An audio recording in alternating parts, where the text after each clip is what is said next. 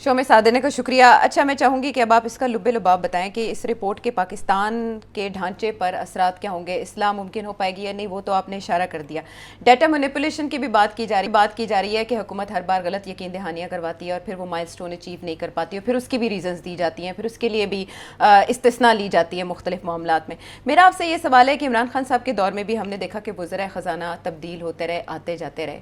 अब की बार जो वज़ीर ख़जाना है वो तो हमें आइडिया है वो काम कर रहे हैं, कहाँ से आए या उनको क्या जिम्मेदारी दी गई। उसके बाद इस रिपोर्ट का सामने आना क्या किसी नौयत की तब्दीली का पेश खैमा होगा? जी नहीं, ये नहीं कि जी कोई फाइनेंस मिनिस्टर तब्दील हो जाएगा या चेयरमैन FBR? नहीं, चेयरमैन FBR भी नहीं तब्दील होगा, वो अपनी पॉलिसी चेंज हो जाएगी, ये रहेंगे। अच्छा। हाँ हाँ, ये नहीं चेंज होंगे। वो अभी ऑलरेडी बातें शुरू हो गई हैं कि टैक्स रेट्स जो हैं वो हम कम करेंगे ताकि लोगों के पास पैसा हो थोड़ा ज़्यादा, फिर वो खर्चा करेंगे, जब खर्चे करेंगे तो उससे से हम टैक्स इकट्ठा करेंगे और फिर मईशत चलेगी। अच्छा। जब खर्चे करेंगे तो चीज़ें खरीदेंगे ना, जब खरीदेंगे तो फैक्ट्रियाँ कहेंगी हम बनाओ, पहले 10 आइटम बनाने से 15 बनाओ, लोग खरीदे पहले, तो फिर इस तरीके से काम चलेगा। अच्छा। अफसोस इस बात है कि ये पहले नहीं पता था, ये पहले नहीं पता था, ये फार्मूले सारे आजमाए हुए, सब कुछ किया शौकत तरीन साहब ने भी आजमाए। इसीलिए हमारे बारे में वो कहते हैं स्टॉप गो, स्टॉप गो, स्टॉप गो। हम लोग, हमारी सिविल मिलिट्री ब्यूरोक्रेसी जो है वो जो पॉलिसीज बनाती है वो ये होती है, चढ़ो, फिर आप हिट करते हैं महंगाई और डेट, फिर आप रोकते हैं, फिर आप गिरते हैं जी, फिर अनएम्प्लॉयमेंट बढ़नी शुरू हो जाती है और गुर्बत बढ़नी शुरू हो जाती है, फिर चुकते हैं, फिर गिर दी। This is what is happening. जो रियल इंडिकेटर्स ऑफ ग्रोथ है, अच्छा, वो अंग्रेजी में प्रोडक्टिविटी, लेबर की प्रोडक्टिविटी, एक्सपोर्ट्स, वैल्यू एडेड, जी, ये चीज़ें हैं जो कि ग्रोथ करती हैं। हाँ। वो तो बढ़ ही नहीं रही हैं। एग्रीकल्चर आपका इतना इम्पोर्टेंट डेवलपमेंट एरिया है, वहाँ ग्रोथ हो ही नहीं रही, वो गिर रहा है एक्चुअली। लार्ज स्केल मैन्युफैक्चरिंग गिर रही है, तो मतलब फिर कैसे होगा? कंपटीशन कहाँ से आएगी? क्या आप बनाएंगे जो दुनिया के साथ कम्पीट करेंगे? आपकी मैन्युफैक्चरिंग तो ख़त्म होती जा रही है, यहाँ तो कोई चीज़ बनती नहीं है, अब सारा कुछ चाइना से आना शुरू हो गया, क्योंकि वो सस्ता है ना, हम नहीं अफोर्ड कर सकते।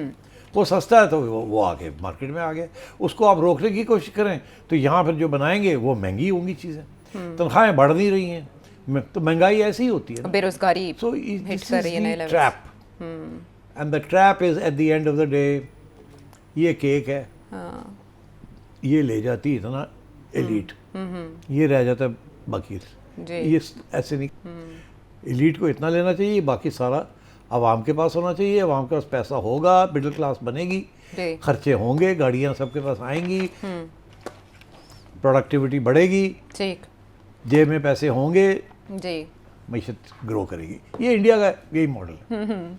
इसीलिए IMF अपनी रिपोर्ट में कह रहा है कि पाकिस्तान को कर्ज देना एक ऐसे बर्तन में पानी डालने के मुतरादिफ है जिसके पैंदे में सुराख है, तो आप डोल पे डोल भी निकालते जाएंगे, कुआं साफ नहीं होने वाला। अब उसके लिए देखते हैं कि हुकूमत इस रिपोर्ट के बाद अभी तक तो दिफा ही कर रही है अपनी पॉलिसीज़ का। नहीं, वो अपनी पॉलिसीज़ पर दिफा नहीं कर रही, वो ये कह रहे हैं कि जो इन्होंने ये बात कही है ये सिर्फ हमारे पे नहीं अप्लाई करता, ये सारे पाकिस्तान पे अप्लाई करता है। आप हमें क्यों कटहरे में आपने खड़ा कर दिया? हमने तो रिपोर्ट को कहा बताओ हमें क्या गलतियाँ हैं। हाँ। अब गलतियाँ हमें सामने आ गई, हम देखें अब क्या करते हैं, आगे देखें।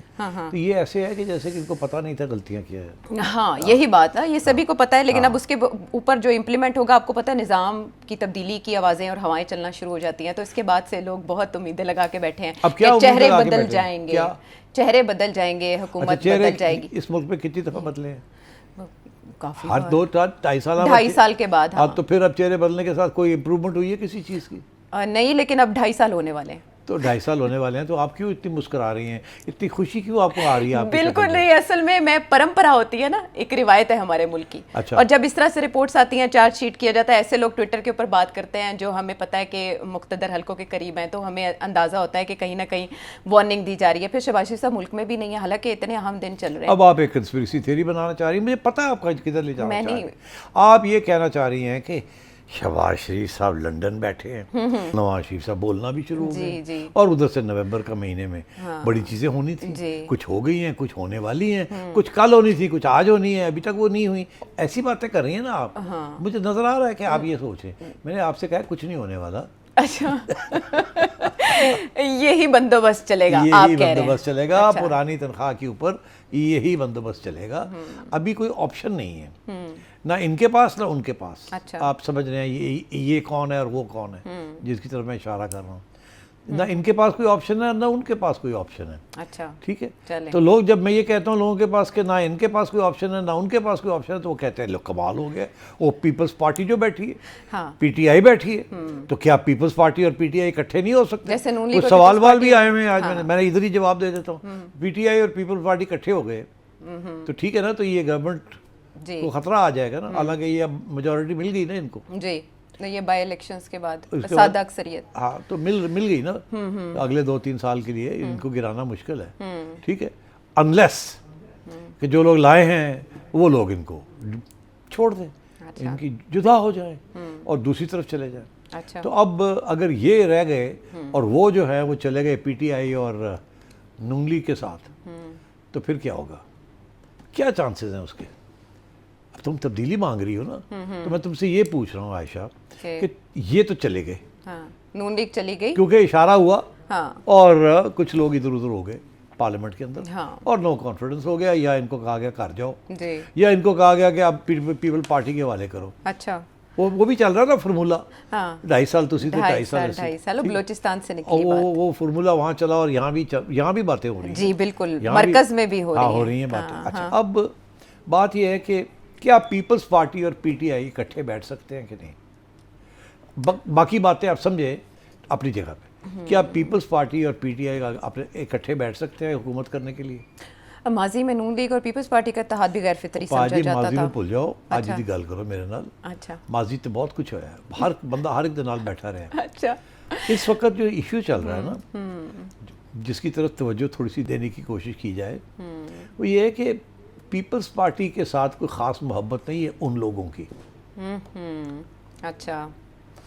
इन लोगों के साथ मायूसी है थोड़ी सी उन लोगों की। अच्छा, इन लोगों के साथ उन लोगों की कुछ मायूसी है। थोड़ी सी मायूसी है, उधर मोहब्बत नहीं है। उधर मोहब्बत नहीं, मैं समझता हूँ मोहब्बत तो बहुत स्ट्रॉन्ग। वहाँ काफ़ी तनकीदी जायज़ा लिया जा रहा है उस तरफ। या पीपल पार्टी वाले जो है ना, एक गंद पाते पे ने हाँ। ये, और कैसे गंद डाल रहे हैं। अब इसके ऊपर भी आए ना कि वो बात क्या करते हैं, वो लोग क्या कहते हैं। वो कहते हैं कि ये पीपल पार्टी सिंध के लिए बड़े पैसे ले जाती है ना, NFC award, NFC award. Karachi को कुछ नहीं देते। जी। कराची हमारा शहर है, 75% कराची की आबादी और सिंध की आबादी एक जैसी है, बाकी रूरल सिंध की।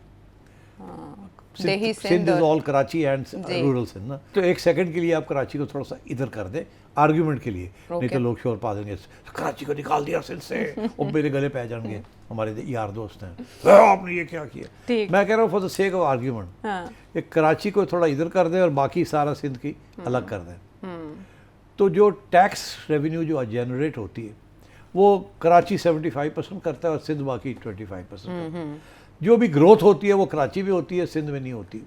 जी। मगर अभी एक कल या परसों एक मजमून शाया होने वाला है, चिड़िया जाके जासूसी करके उसकी सारी कहीं प्रूफ रीडिंग तो नहीं करके ये चिड़िया? रीडिंग बड़ी बात है। तुमने लगता है कि तुमने भी कोई चिड़िया रखी हुई है कहीं ना कहीं। नहीं सर, मैं चिड़ियाघर से किनारा बात कश ये हो है कि गई वो हूँ। मैंने देखा है वो हाँ, ड्राफ्ट। अच्छा। ड्राफ्ट को देखा है थोड़ा सा, अच्छा। थोड़ी सी उसके प्रूफिंग की है। अच्छा। तो वो मैं कहा यार है कि वो पेपर आने वाला है। अच्छा। उस पेपर के अंदर बड़ी इंटरेस्टिंग कंक्लूजन्स हैं, पूरा डेटा बेस्ड पेपर है, साइंटिफिक तरीके से उसने एनालिसिस है, और वो यही कह रहे हैं कि ये जो पैसा जाता है प्रोविंसेस को, क्या ये पैसा कौन सी प्रोविंस में सही तरीके से इस्तेमाल होता है और अकाउंटेबल है, और कौन सी प्रोविंस है जहाँ अकाउंटेबिलिटी कोई नहीं और पैसा ही गायब हो जाता है, पता नहीं जाता कहाँ है। अच्छा, सही। ये किसने तैयार की होगी ये रिपोर्ट? तो मैं अभी नहीं कह सकता, जब आएगा तो आपको पता चल जाएगा। अच्छा। मगर उसमें पूरा डेटा दिया हुआ है, बड़ी साइंटिफिक एनालिसिस है। हाँ हाँ। और उससे सबसे बड़ी इंटरेस्टिंग बात ये, वो कहते हैं कि सिंध के अंदर अगर 100 रुपये एनएफसी अवार्ड से जाते हैं तो कोई 60 रुपए तो समझ आ जाते हैं वो खर्चे कहाँ हो गए। 30-40 रुपए समझ ही नहीं आती गए कहाँ, पता ही नहीं चलता। पता ही नहीं चलता। अब इशारा आप समझ ही जाए क्या है उनका।